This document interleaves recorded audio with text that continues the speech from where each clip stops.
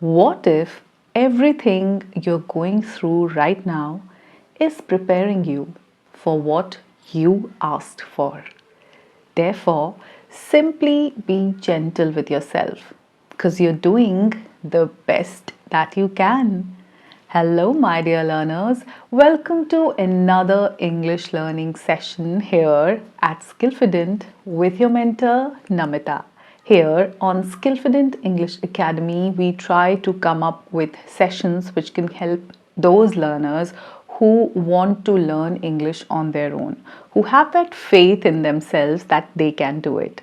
So I try to encourage a lot of self-learning techniques which can help you become a fluent English speaker. So those of you who are serious about learning English are most welcome to join our academy. I am going to today talk about another technique of becoming fluent in English. So today's session is going to be about self-learning, reading a bit, working on the vocabulary, speaking practices, and even writing practice. So I'm going to give you some homework as well as a takeaway from this session. So the serious learners, strictly, I'm talking to you, sit with a pen and paper. Many times I tell you that we need to read a lot, but all the time I get those excuses that you cannot read because reading is not your cup of tea. So let's do reading here. From now on, I'll try to read all those beautiful lessons that I have learned from different books to you. So today also we are going to do a little bit of reading, but before that, I really want you all who've joined me to work on a few things, right? Before we start our session, let's pay a little attention to the things which can help you develop a positive mindset. Whenever you start working on your English, what happens is that you have a lot of ifs and buts. What if I can't do it? What if it doesn't happen? English is not something which I can learn easily. I think I need to join an academy and pay some money. So I would like to tell you a few things. The first thing that you need to completely give up is complaining. Complaining is our habit in everything where we feel that we are not doing our best. We complain. We complain about the education system. We complain about the high fees that the institutes are charging. We complain about our teachers. We complain about the culture, the country and everything, mother tongue and all of that.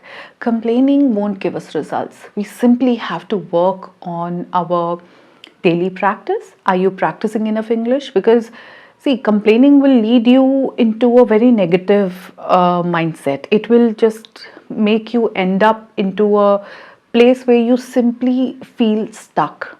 We have to progress. We have to work on progressing. So everyday practice will only help. Let's not complain. Let's work on practicing every day. So this is what I'm trying to do through these sessions of mine. I'll help you and give you a lot of work, a lot of homework, a lot of self-practice situations where you can give yourself a wonderful opportunity to speak, to learn vocabulary. You're going to read with me. There are already hundreds of sessions uploaded, so I request you, the serious learners who really want to learn speaking in English fluently on their own. You want to do it on your own because see what happens when we do something on our own, we do it in a better manner. And when we hire somebody else to help us do that, we feel that it is the job of the other person. So that is why I only upload sessions which will help you work on self-learning and which will help you become fluent in English faster than those who have joined institutes and those who have bought courses. So first thing we are going to give up is complaining. We will not complain about our environment. We will not complain about our family background, where we come from, the parents who have not been able to admit us into nice schools, English medium schools, or when nobody in our family is speaking English. We will not complain. The second thing we are going to give up is that we are going to cancel all the limiting beliefs. We have some limiting beliefs. We feel that English belongs to the Americans or the Britishers. As Indians, we cannot speak good English, or having an accent only make English polished. If we have that mother tongue influence, then it is not good. Only speaking in a certain way or using difficult vocabulary will make us speak better. All those limiting beliefs which are not letting you crack your English level. If you are on that initial level, you are, or even if you are on an intermediate level, you're not being able to cross that. So it is only your limiting belief which is not letting you move ahead. We have to go further with our English speaking. We have to absorb a lot of new vocabulary. We have to start using a lot of wonderful phrases. We have to start using a little bit of polished expressions as well.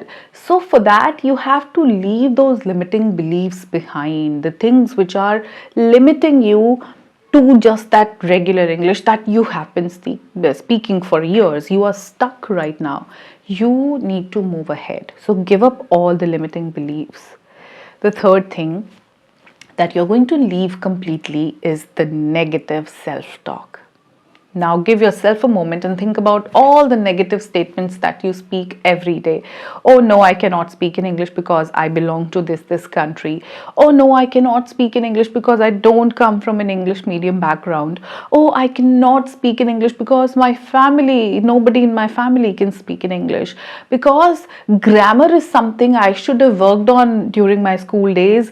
That is why I'm not being able to speak, because this is grammar is stopping me. I keep saying this in all my sessions that grammar is not the criteria for speaking in English fluently. People who have never ever read grammar can speak very good English. English comes with practice. Your tongue needs to be trained, your mind needs to be trained. A lot of reading, a lot of writing, even a lot of speaking after doing all the other things will help you become fluent in English. So remove all the negative statements. All the I cannots can very easily be replaced with I cans. So you have to give up your negative self-talk completely.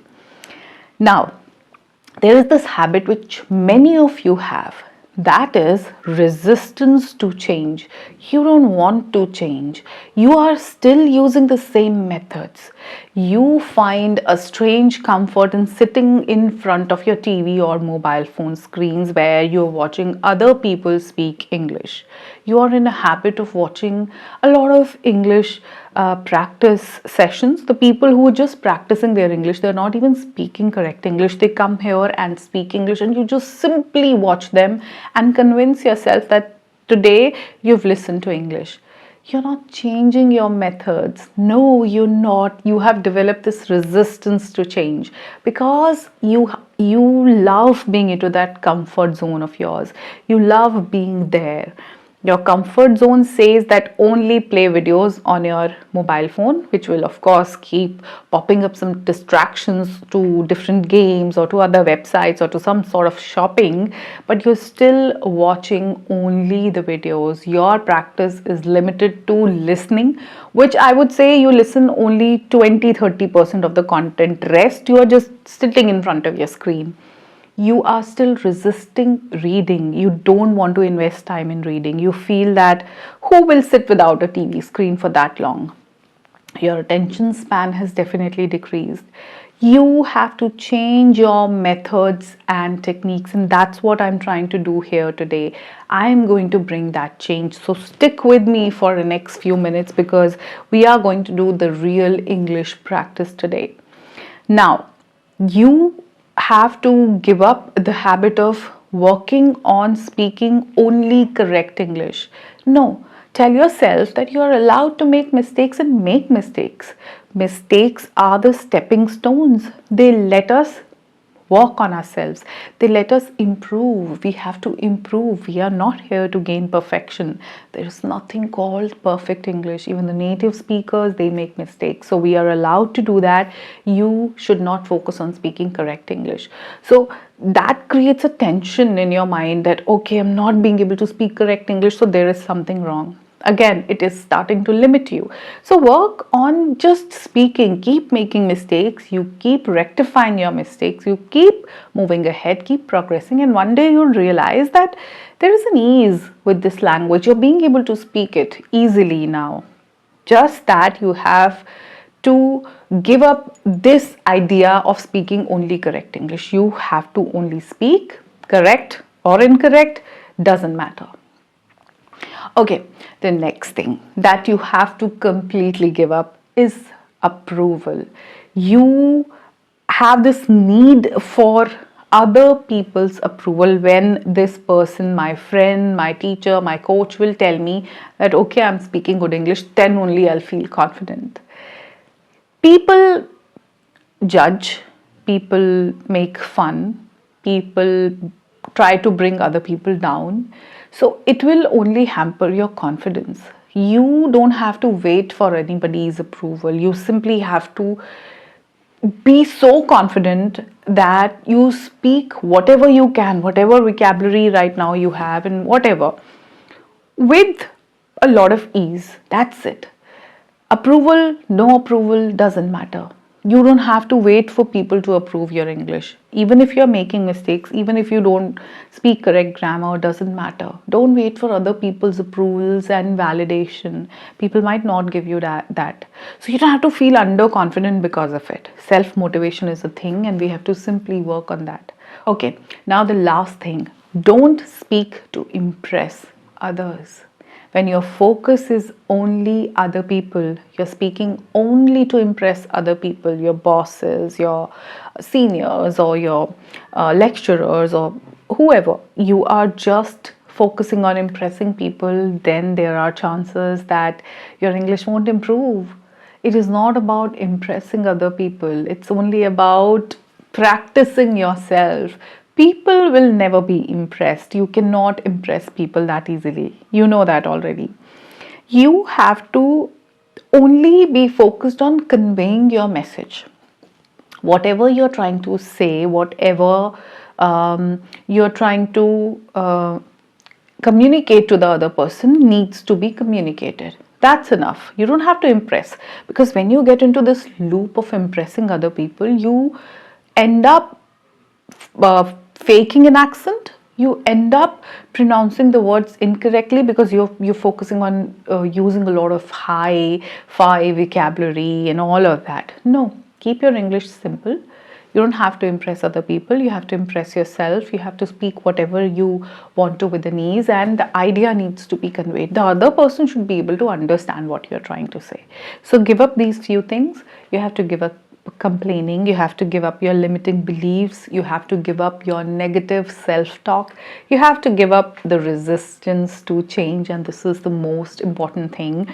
You have to give up the idea of speaking only correct English. You're allowed to speak incorrect English. Give yourself that much of space. You have to give up the need for other people's approval and validation. You don't have to speak English to impress other people. Just work on these things, and then with that clear mind, with that positive mindset, sit here and attend the session fully. I wanted to do this cleansing before we get into the session, because if you come up with that mindset, you'll again have a lot of ifs and buts. But we are doing some serious English learning today, so let's start a wonderful session. So this is something which will give you the feel of being in my actual class, the real classes that I conduct. So today we are reading a beautiful book, The Habit of Winning. Can you see that? It's a wonderful book, The Habit of Winning by Prakash Iyer. Now, this book has some nice stories. I'm going to read one for you all. So I'm going to put the story here. You need to simply read along with me. Many times you cannot read, you give me excuses, I cannot read, I don't have books, shall I order this book or not? Don't order books. We are going to read a lot in the upcoming sessions. I'm going to read a lot to you, all of you, from the books that I have. I have hundreds of books, so I can read some wonderful content for all of you. You'll never fall short of reading practice. Now, reading will not only work on your mind and will help you learn vocabulary. Reading will also help you uh, in your self improvement journey. You know, you're working on improving something, English, you're going to work on enhancing your skills. So this is going to help you enhance all your skills. Your mind will be active, your tongue will be active, your ears will be active, because right now you're listening and you're also reading. So speak out loud along with me. As I'm speaking, you also speak. You have the text right in front of you, so read along with me. The next few minutes are going to be a wonderful, wonderful self practice time. So sit in a calm environment where you don't have disturbances. This is not a English practitioner coming here and speaking. We are doing some serious learning. So learners, sit with your notebook and pen, all right? So I want you to note down some beautiful sentences whichever you come across while reading. Something, you know, of maybe a phrase, a sentence, or any quotation. Note that down while reading. You can pause the video, note that down, and then move ahead. So the first chapter that we are reading is Break Your Mental Barriers, the Roger Bannister story. This is what we are going to read. Are you ready to read along with me? Let's do it. Now, if you think you can, you can. If you think you can't, you're right. To understand the truth in that dictum, let's journey back to the 1950s. In the world of athletics then, it was widely believed that no human could run the mile in less than 4 minutes. The best time was credited to Sweden's Gunder Hägg. I might not be pronouncing the name correctly, but it's okay. Who ran the mile in 4 minutes and 1.4 seconds. And he did that in 1945. The record stood for several years, and doctors and athletes and sports experts were unanimous in the view that the 4-minute barrier could not be broken. Not possible, they said. Can't be done. In fact, it was believed that no man could attempt it without causing significant physical harm to his body. Then, on 6th May 1954, Roger Bannister did the impossible. At a track and field event in London, Roger ran the mile and touched the finishing line in 3 minutes and 59.4 seconds, thereby shattering the 4-minute barrier. He did what they had said was impossible. His body did what they said nobody could. John Landy, an accomplished runner and Roger's rival, had a personal best time of 4 minutes and 1.5 seconds till then. In fact, after running the mile in under 4 minutes and 2 seconds 3 times, John said that the 4-minute barrier was like a wall. It couldn't be broken. However, just 56 days and Roger smashed the 4-minute mile. Mental barrier. John too broke his own mental wall and ran the mile in 3 minutes and 57.9 seconds. That's not all. By the end of 1957, 16 other runners had run the mile in less than 4 minutes. The mental barrier had been well and truly smashed. So what actually happened? Did the athletes' bodies suddenly got stronger? Was there new technology to improve the runners' shoes? Did training methods get enhanced? Did athletes simply try harder? None of the above, really.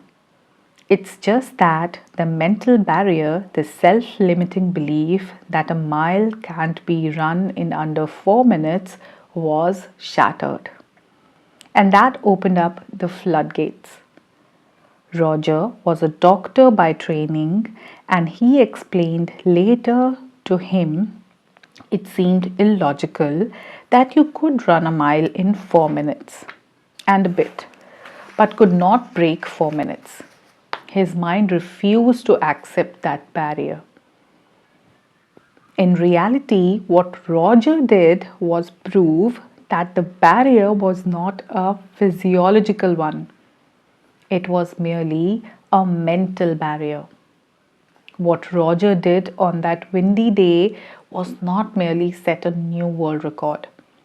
He, in fact, demonstrated that breaking mental barriers can help us deliver breakthrough performances. We are all like that. We all have our beliefs about what we can achieve and what we can't in our success, and our success is limited by those barriers. Even our effort is often restricted by those barriers. We don't try because we see those barriers. What Robin Sharma calls those little invisible fences. As the Roger Bannister story shows, once he broke the 4-minute mile barrier, the mental barrier in the minds of all the runners was shattered. And soon thereafter, 16 people ran the mile in under 4 minutes. Life is all about breaking mental barriers, leaping across and clean over those little invisible fences. Dreaming the impossible dream. Okay, now, my dear learners, here are a few questions for you. What's your favorite 4-minute barrier? What's holding you and your team back? Go on, shatter that barrier today. So, this is a question that I have from all of you. What is your mental barrier? Where do you feel you have to shatter a belief of yours, a self-limiting belief? If it is about English, you have to tell me. So, this is something which you're going to tell me in the comment section.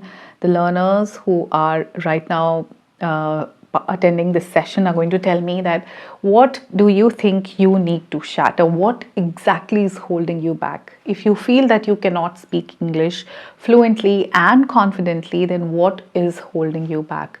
Think about it, ponder over it, and give me a wonderful statement. What is holding you back? What are you going to break today? Which limiting belief of yours? Which mental barrier? And then there is this beautiful footnote which says, if you think you can, you can. And if you think you can't, you're right. So this is what this story was all about. And this is what your life is also about. That there are a lot of things which are stopping you from not doing what you truly want to do, which are stopping you from not achieving what you deserve to achieve. We all have developed a lot of barriers, and a lot of self-limiting beliefs are helping in creating those mental fences. We have to remove them. So today you're going to do something like this in your life, and this is the kind of stories that I'm going to read to all of you. Okay, let's do one thing. I'm right now in that beautiful flow of reading. Let's read another story. There is another beautiful story just starting after this one. Let's read that one too. I hope you're in a mood to read a little bit more today. Acres of Diamonds, and it is one of my favorite stories. I've truly loved it, this whole story, and why wouldn't I share it with you? Something so beautiful. You need to listen to this one. Come on. Let's get back to a little bit of reading. Again, keep your pen handy so that you can write down the beautiful statements or some nice quotes, whichever you find here, phrases. Acres of Diamonds was the title of a talk delivered by Russell Conwell in the early part of the 20th century. Russell was an American Baptist orator and founder of the Temple University in Philadelphia. His talk became so popular that Russell is reported to have delivered it over 6,000 times around the world. At the heart of the talk is a little story about acres of diamonds, as relevant today as it was 100 years ago. The story goes that many years ago, There was this prosperous Persian farmer named Al-Hafid. He had a large tract of land and an even larger heart. He would play host to visiting traders, traveling salesmen, and explorers and priests. And it was from one such priest that he learned about diamonds. Diamonds that could make people rich and make all their dreams come true. Sensing an opportunity to earn a fortune, Al Hafid decided to go out and hunt for diamonds. I want them, and I'm going to go look for them, he told the priest. He sold his farm, left his family in the care of neighbors, and went looking for diamonds. Unfortunately, even after spending 6 months and a lot of money, he did not meet with any success. Broke and heartbroken, he died soon after. Meanwhile, back on the land Al Hafid had sold, the new owner was watering the plants one evening when he suddenly saw something glistening. It was a large stone, and seeing its radiance, he picked it up and put it on his mantelpiece at home. That night, the old priest happened to stop by. Seeing the large stone, he exclaimed, "Ah, a diamond! Is Al Hafid back?" "No," said the new owner. "I just picked it up from the garden." In fact, there are lots of such stones all over the garden. Yes, there were literally acres of diamonds in the plot of land which Al Hafid had sold and gone away from in his search of diamonds. It's an old story, but the lessons are as valid today for individuals and organizations. The goals we seek, the wealth we lust for, they are all there right beneath our feet. Listen to this one very carefully, my dear learners, and read it along with me. Often, in our quest for more, we believe we need to abandon our current position and go out looking for success. We think a change of job or a change of industry or even a change of location is essential for success. Why do we fail to recognize the diamonds in our own backyard, under our own feet? That's probably because diamonds often appear in their rough, uncut form. And polishing those uncut stones is hard work. Very hard work in most cases. Like diamonds in their rough form, we fail to recognize the opportunities that come our way. Because opportunities often come disguised as hard work. Large corporations, too, are guilty of ignoring their acres of diamonds. Starved for growth, they think they've hit a wall and go on unrelated diversifications, exposing their traditional areas of strength, only to find a newcomer come in and mint a fortune in a market considered non existent by the leader. Good lesson to remember. In times good and bad, we all have acres of diamonds right beneath our feet. We only need to learn to look. Now, how many of you can relate to this? Your English right now is in its rough, uncut form. You feel there are a lot of grammatical errors. You feel vocabulary is not up to the mark. You feel that you cannot pronounce certain phrases correctly. You need to incorporate a lot of wonderful expressions. So it looks raw. So what you do, you keep looking for other people's videos where they are just practicing here and there. You join a lot of English learning classes. You buy a lot of courses. You go here and there, without realizing that it is you only who can work on improving your English. It is your self-practice which is going to help you become a fluent English speaker. The diamonds are right here beneath your feet. You simply have to start looking for them. And as always, there is a beautiful footnote. Often in our quest for more, we believe we need to abandon our current position and go out looking for success. we fail to recognize the diamonds lying right under our feet. Do you believe in this? Do you think that this is something which you can also relate to? Well, I can relate to it all the time. And that's why I thought of sharing this wonderful story with you. So, before we move ahead, tell me, how did you like the reading session? While you were reading along with me, how are you feeling now? Are you feeling a little bit more confident? Are you feeling that, yes, I can improve my English with this kind of self practice, with reading out loud, with reading to some wonderful content? You might not be realizing it right now, but something like this is not just going to help your speech, it is going to enhance your analytical skills, the way you think. It will make you more positive, it will motivate you in a way that you'll be able to do things in a much better way than you were doing before.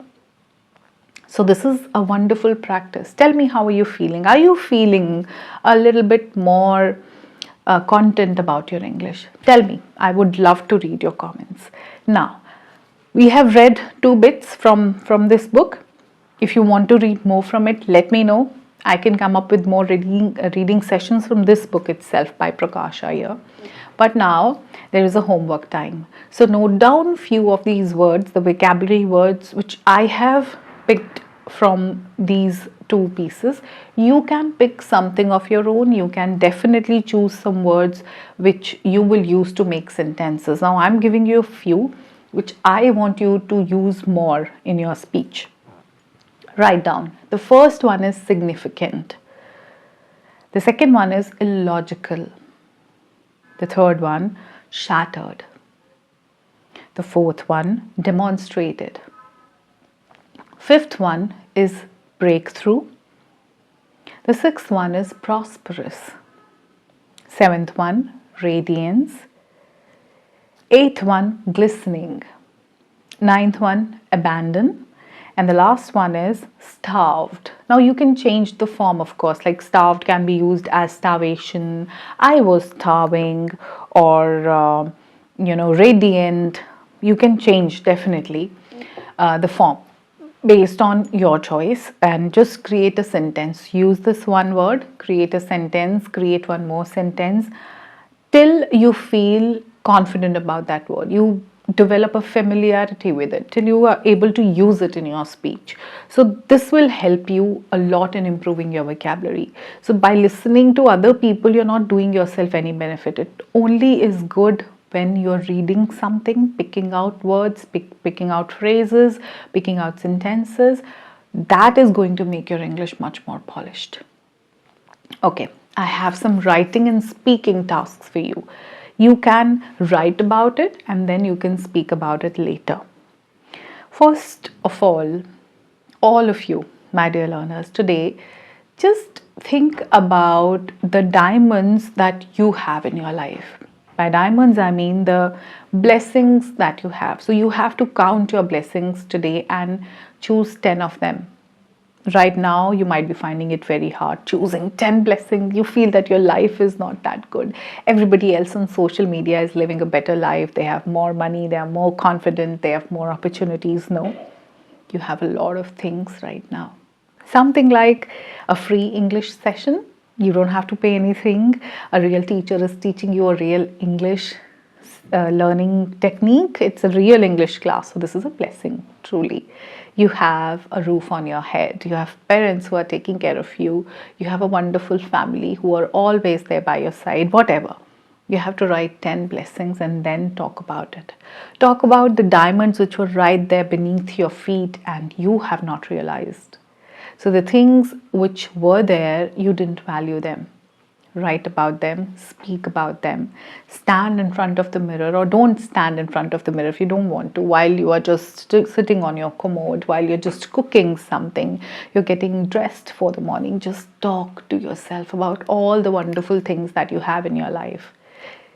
It is recommended that you do this in the morning. Writing you can do in the night once you finish your day, before you hit the bed, but Speaking, I would say do it in the morning so that you start the day on a very positive note. When you think about all the good things in your life, starting your day with such a positive mindset can help you feel more confident, feel more happy, feel more blessed, feel more content all through the day. Do that.